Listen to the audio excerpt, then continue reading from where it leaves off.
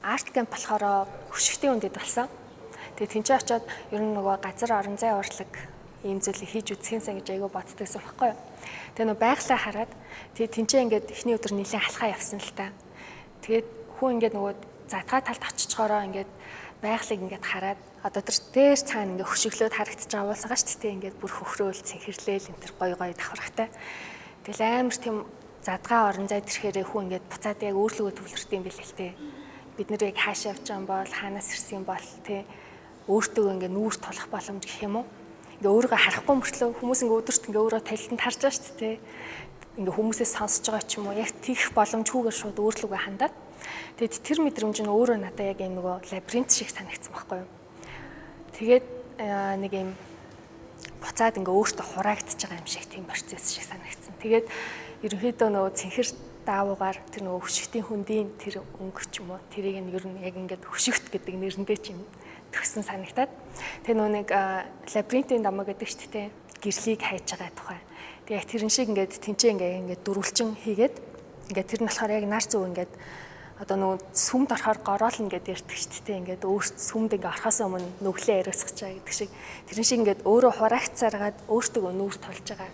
Ер нь бол тэр байгальд очиод өгч байгаа мэдрэмжийг одоо бүтээлээр яаж одоо илүү хүчтэй яг тэгэж зөв гаргах вэ гэд тэгэж хийсэн. Тэгээ ерөнхийдөө бол ингээ ороод явахаар ингээ харахаар 3 м 4 м-тэй ингээ жижигхэн дөрвөлч юм шиг мөртлөө ороод үзсэн хүмүүс сэтгэлдэлж байгаа нэг ороод тойроод дуусахгүй байгаа юм шиг мэдрэмж төрсөн гэд. Тэр нь яг бас нэг зорилго нэсэн. Ингээд төөрөөд явсараад ингээд очингууд нөгөө дотроо талтай байхгүй. Тэгээд яг өөрийгөө харна гэсэн үг. Тэгээ нөгөө шууд ингээд царай гарахаас илүү ингээд нөгөө өндрийн төвшин толин эндээс доош байхгүй. Тэгэхээр эхлээд юу илээ гэх тэгээд доошоо суугаад ингээ өөртөө удаан байх боломжийг хүс. Тэгээ нөгөө доошоо газар дэшээ тэнгэрээ болохоор айгүй юм сонирхолтой. Тэгээ нөгөө нэг өөрөө байгаль өөрөө ингээд тэр бүтээлийг одоо яг нөгөө нэг land art гэдэг чи өөрөө тэр байгаа байхгүй. Нөгөө байгаль нь өөрөө бүтээлд ингээд нөлөөлдөг. Жишээ нь тийшээ ингээ нөгөө салхи айгүй хүчтэй. Ер нь айгүй салхитай тал. Тэгээ тийч нөгөө даавн ингээд сунаад ингээд бөмбөгөөд тэгээ хүн орж явах хавцс нөгөө юм амар нарийн жимээр ингээд багтаж ядаа орж байгаа шүү дээ. Нөгөө даавн ингээд өөрийг нь ингээд бүр илээд байгаа ч юм шиг тий. Тэгээд амар чимээтэйж жаад татварчлах тусмаа тэр нь одоо багсаад нам гүн болоод тэг яг ингээд голд нь очихо чив чимээгүй байхаар тийм ажилласан. Тэгээ нөгөө цэнхэр уулзалт гэх юм уу. Тэгээ нөгөө нэг яг монгол хэлээр монгол нэрээрээ нэрлэлчихээр нөгөө нэг одоо юу гэдэг илүү юм романтик юм шиг болчиход байгаа байхгүй. Тэгээ блүү митинг гэж нэрсэн зүгээр юм уулзалт гэдэг утгаараа. Мэдээч нөгөө нэг байгальд хийжсэн тэр нэг одоо инспирэшн тэр зүйл галерейд яг тэр чигээр ирэх боломжгүй. Тэгээд би болохоор нөгөө яг хүн ингээд тэр нөгөө цэнхэр бүтээлийн голд очихоор өөртөө ингээд тулж ирсэн, толинд харж ирсэн шүү дээ тий. Тэрэн шиг тэр бүтээлийн толины тусгал нь галерейд бахаар гэж бодсон. Тэгээ нөгөө одоо тэнд бол байгальд бид нөр өөрсдөө зохиомлоор материал аваачаад босгож шүү дээ. Тэнгүүт галерейд болохоор би эсрэгээрээ байгалийн хэсгийг авчирээ гэж бодсон байхгүй юу. Тэгээ нэг талаасаа нөгөө хүнийг бас модтой зөвлөлтөстэй уургадаг ингээд бүтцийн хувьд ч юм уу адилхан тэгээ бас нөгөө амин мод гэдэг ч юм уу ингээд айгүй олон соёлт модыг бас хүнээр төлөөлүүлдэг. Тэгэхээр энэ болохоор нэг талаасаа байгалыг ингээд харуулж байгаа боловч нөгөө талаасаа бас хүнийг илэрхийлж байгаа гэсэн үг. Тэгээд одоо юу гэдэг хүн ингээд өөртөөгөө уулзахад хүний ингээд өөрийнхөө онцгүй талыг харж болно. Эсвэл зүгээр тэр үеийн мэдрэмжээ авч болно шүү дээ. Тэгэхэд байгаль болохоор нэг тийм биш айгүй юм цагаан санагдчих байгаа байхгүй юу. илүү юм амтай, амар игэл даруухан юм шиг те. Тэгэнгүүт цагаан ингээд тэр нь ингээд тунгалагч юм шиг мэдрэмж өгдөг байхгүй юу? Ийм хэр бортоггүй. Тэгэхээр ингээд нэвт харагддаг байгаад яг тэр бүтээлээ ерөнхийдөө тэнд тийм байсан шүү гэдэг шиг эсрэгээр нь хөрвүүлж авчирчаа. Тэгээ юм мод нь болохоор дээшээгээ ургаад тэгээд бас доошоо урах чам юм өөрөө толь шиг байхаар. Өмнө нь болохоор ингээл зураг байгалыг ингээд очихороо дандаа нөө этюдэнд гардаг штэ тий. Тэрнээс их өөр мэдрэмжлэлтэй камп болохоор тэгээ би жишээ нь ингээл надад төрсэн мэдрэмжийг заримдаа ингээл дэвтэргүй явуучих юм бол үгээр энтер болгочдөг байхгүй тэмдэглээд одоо шүлэг шиг. Тэгээд энэ ажил дээр болохоор нэг тийм жижиг шүлэг тэнд байгаа. Хийсэн зориг юм уу? Одоо ингээд хүрхийг хүсэн зүйлэхээр миний бодлоор бол ихэнх хүмүүст нэг тийм асуудал байгаа байхгүй. Тэр нь юу вэ гэхээр хүн ингээд нийгэм ч юм уу эсвэл гэр бүлийн хүмүүжил ч юм уу ингээд ямар нэг гадны нөлөөллөөр тэр нэг юм зарим буруу ингээд ойлголтуудыг авдаг байхгүй. Одоо тэр нь жишээ нь ингээд юу яадаг гэхээр гэр бүлтэй явуулж аргалтай амьдрах ч юм уу те. Эсвэл найз нөхөдтэй болж аргалтай амьдрах ч юм уу. Эсвэл мөнгөтэй явуул. Тэнгуү яг үнэндээ тийм байж болно. Гэхдээ хүнд яг өөрийг нь тэгж амтай байлгадаг нэг зүйл байгаа гэж би боддог байхгүй. Одоо жишээ нь миний хувьд одоо шүлэг хүчих ч юм уу те. Хэрвээ тэр зүйл байхгүй бол бусад зүйлүүд нь байлаа гэд би тийм жаргалтай юм ингээд амьд амьдэрч чадахгүй. Би энийг ингээд ойлгочлоо гэж бодоход ингээд ойлгосон юм эсвэл анзаарч харлаа гэж бодоход ихэнх хүмүүс тэгж анзаарч харах юм уу ойлгох тийм боломж бага байна л да. Эхлээд нэг их хэрэгэлдэг байсан. Өдөрт нэг цаас. Өглөөс ирээд орой хүртэл. Энэ хэвээр 4 хонсон. 5 дахь өдрөөс өдөрт 3 ширхэг. Сарын дараа гэхэд өдөрт 27. Тэр хаяа галтайгоо нөөрөөс хутаг авч гартаа урьдаг.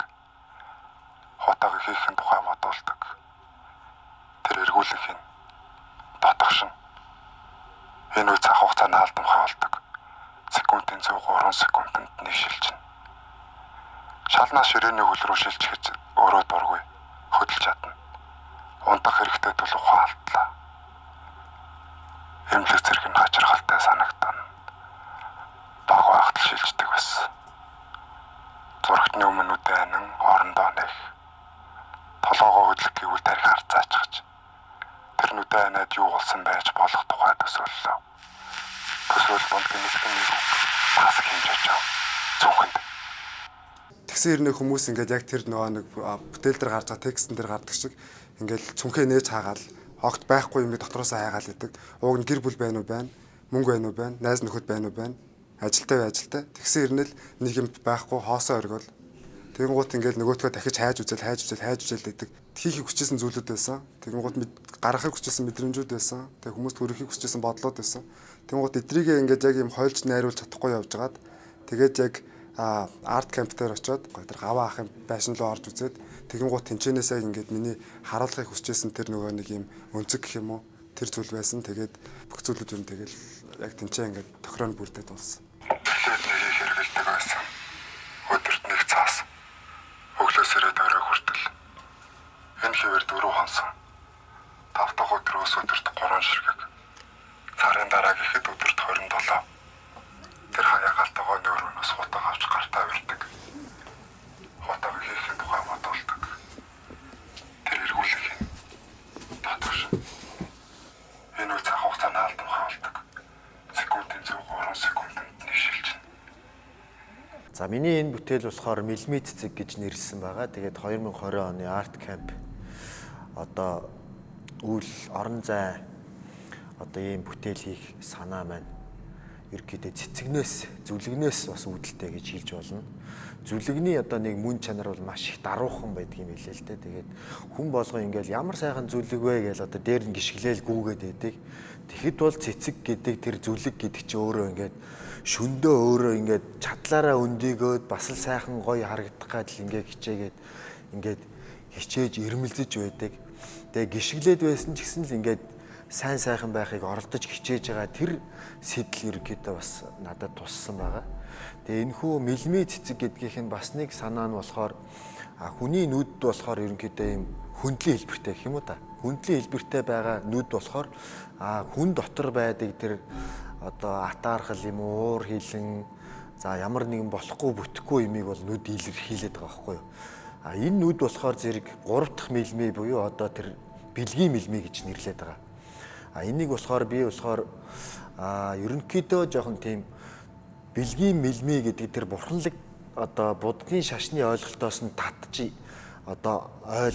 татаад илүү их жоохон эгэл жирийн хүнд ойрхон байх одоо тэр агуулга руу ойртуулъя гэсэн бас бодол байгаа байхгүй юу. Одоо музейд болохоор зэрэг янз бүрийн олон бурхтууд байдаг. Тэгээд ингээ 3 дахь мэлмийг нь харахаар өшөөл ингээл нэг л бурхны тухай л бодох болчиход байгаа байхгүй юу. Энэ миний мэлмэнүүд болохоор зүгээр л байгаль дээр байгаа цэцгэл гэсэн үг. Цэцэг яаж ингээд өглөө ингээд сайхан сонор сэргийг цэвэр цэмцгэр ухамсартайгаар ингээд хүнд дэлгэрч харагдж идэг тэр агуулгыг л агуулж байгаа.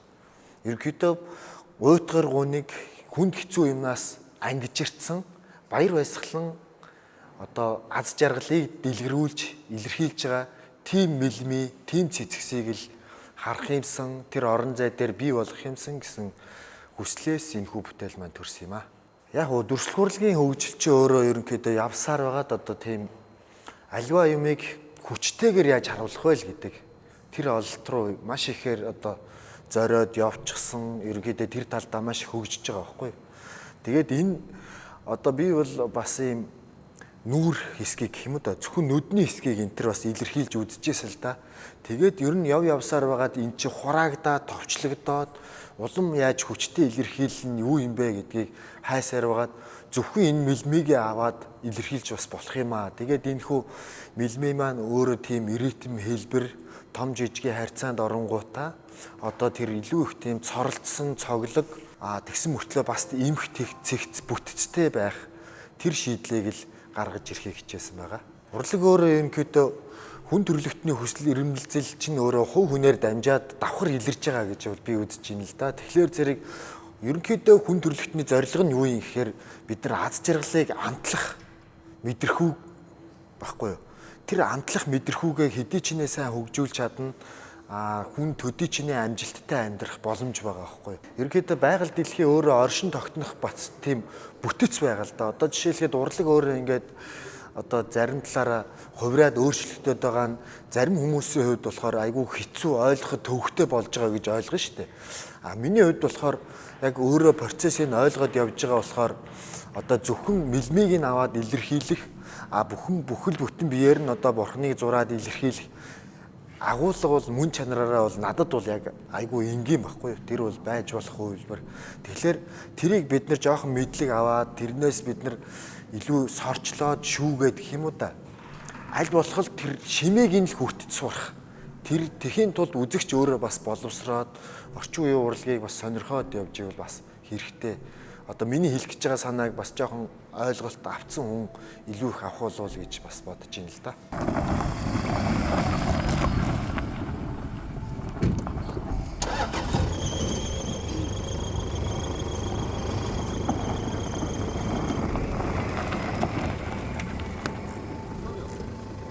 Яг эргэлдээд байгаа хөтөр нь яг санаа нь юу гарсан гэвэл яг уул санаа нь энэ бүтээлийг хийхэд санаа нь их тэр сонгуулийн маргааш нь болсон.